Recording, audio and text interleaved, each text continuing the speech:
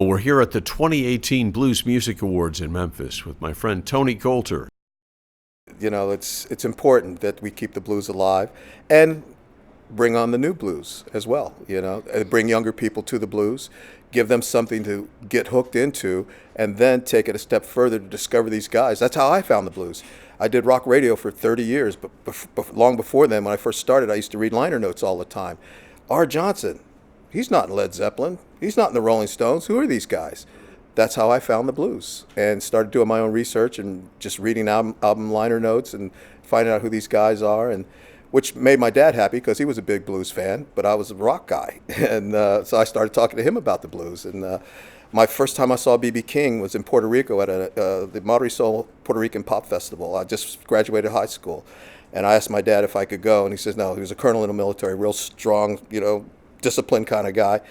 And I said, well, B.B. King's going to be there. He said, okay, you can go. And that was my first actual real blues guy that I got to see.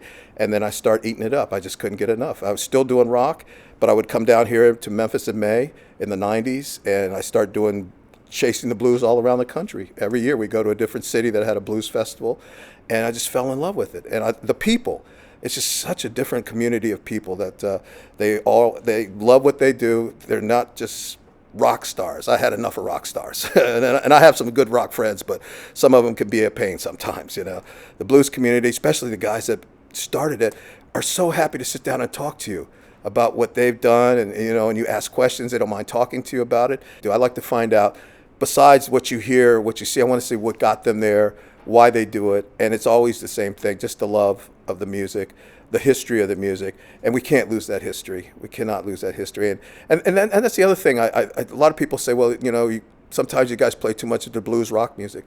Well, that's how you get the younger people into it, and once they find it, they'll start doing like I did. They'll start looking, well, who's this guy? Who's that guy? He's not in the band. Wow, that's a pretty cool song. That was done 50 years ago. They have no idea the history of the music. And that's what we have to educate all these people about. This has been around for a long time. It's a great American art form, a true American art form, just like jazz. And we have to embrace it and keep it alive. And you have to do that by taking it down to the next generation. And that's the only way it's going to stay alive. And honor the guys before us who brought it to us, and the guys who are doing it now. It's a process, it's an evolution, and you have to keep going with it.